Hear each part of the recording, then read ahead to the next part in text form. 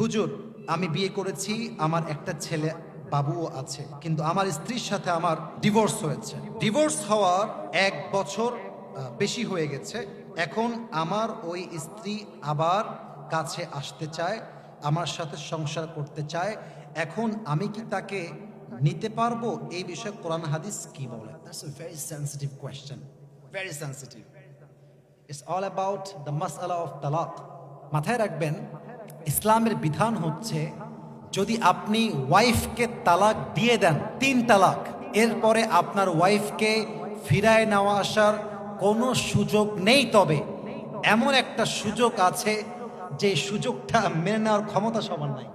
কথা আমি কি ভুল বললাম না ঠিক বললাম? বলেন সবাই। এই জন্য আমি মাঝে মাঝে বলি, ভাইরে, তালাকটাকে এত সহজভাবে নিবেন না। মাথায় রাখবেন, তালাকটা এত সেনসিটিভ। আপনি মজা করে বলেন আর সিরিয়াস হয়ে বলেন, তালাক কিন্তু হয়ে যাবে। তালাক এতটা সেনসিটিভ কেন? যাতে করে মানুষ তার বউকে ইচ্ছামতো বিয়ে করে ইচ্ছামতো ছাড়তে না পারে। ঠিক কিনা বলেন? বেশিরভাগ স্বামী তার বউকে তালাক দেয় জেদের বসে। জেদ। আর কি বলবো, দুঃখের কথা, মেয়েরা শুনলে ফেসবুকে আমাকে গালি দিবে এই ওয়াজটা। আজকালকার বেশিরভাগ মেয়েদের তালাক হয় মুখে মুখে তর্ক করার জন্য। আপনার জিহবা এতটুকু বড়, তাই না? ওদেরটা ইয়া বড়। সব মেয়ে না, কিছু মেয়ে আছে খাইস্টা নাম্বার 1। এদের মনে হয় এরকম হয়েছে। আছে এরকম মেয়ে, কথার আগে চটপট চটপট করে কথা বলে। আমার মুরব্বীরাও একমত হবে, যুবকরাও একমত হবে, একজন পুরুষ সব সহ্য করতে পারে, বাট তার ব্যক্তিত্বে আঘাত দিয়ে কথা বললে পুরুষ তাকে 2 পয়সা ছাড় দিতে প্রস্তুত নয়। আনুগত্যশীল হন। আমি তো একটা কথা বলি, ডিভোর্স হলে আমাদের কিচ্ছু হবে না, সব ক্ষতি মেয়েদেরই হয়। আপনার ডিভোর্স হলে কি হবে? সমাজের বাস্তবতা দেখেন। ডায়লগ দিচ্ছি, ডায়লগ ডায়লগ সমাজের ডায়লগ। ছেলের তালাক হয়ে গেছে, ইসরে তোমার বিয়েটা আবার হওয়া দরকার। খুব কষ্টে আছে ছেলেটা, গো, বউটা চলে গেছে। আর মেয়ের তালাক হইলে, আরে তুই তো ডিভোর্সি, আরে তুই তো স্বামীর ঘর করতে পারিস না, তোর মতো ডিভোর্সিকে কে বিয়ে করবে? অর্থাৎ পুরুষদের তালাক হওয়ার পরে জীবনটা কিন্তু সহজ, বাট মেয়েদের জীবনটা কিন্তু এতটাও সহজ নয়। ঠিক কিনা বলেন? আচ্ছা, মেয়েরা কোন সাহসে বলে, এই যে সব মাশাআল্লাহ আপনারা বয়স্ক আছেন, মেয়েরা কোন সাহসে বলে, হ্যাঁ আমাকে তালাক দাও, আমি আর থাকবো না?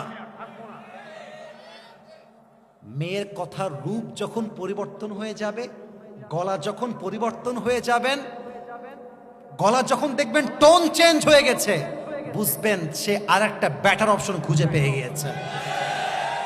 ও সোনামণি, তাই না? বাবুরে, তুমি আমারে ছেড়ে যাবা কোথায়?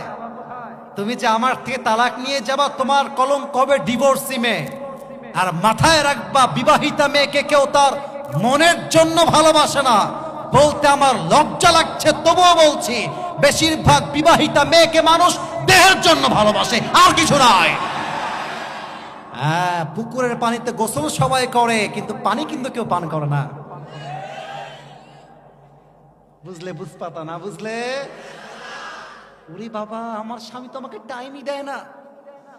আর এক এলাকার লুচ্চা, ভাবি আপনি এত সুন্দর, আপনার মতো একটা বউ আমার থাকলে আমি তো জীবন। এরা বাটপার নাম্বার 1 এটা।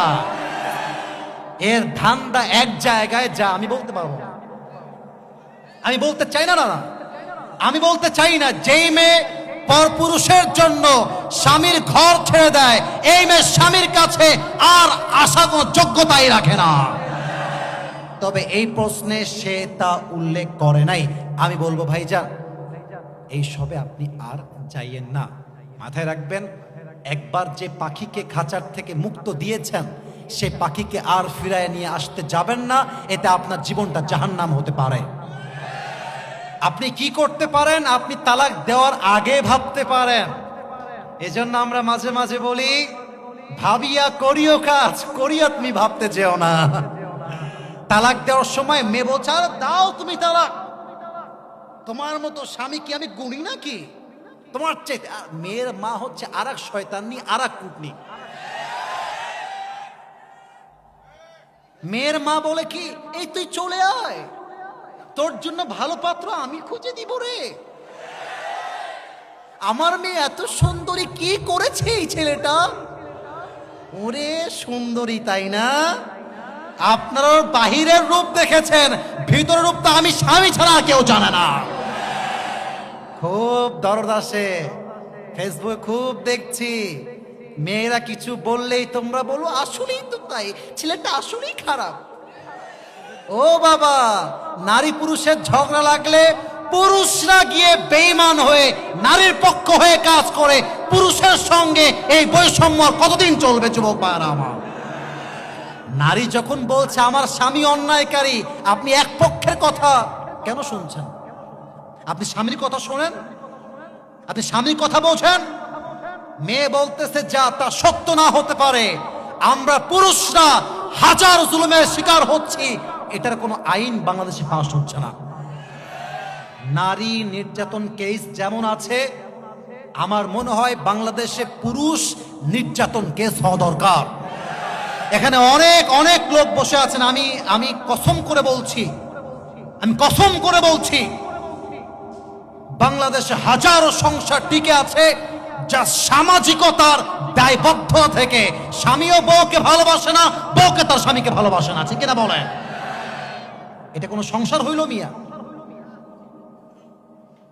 আপনি আপনার বউকে দেখলে শান্তি পান না, এটা কিসের বউ?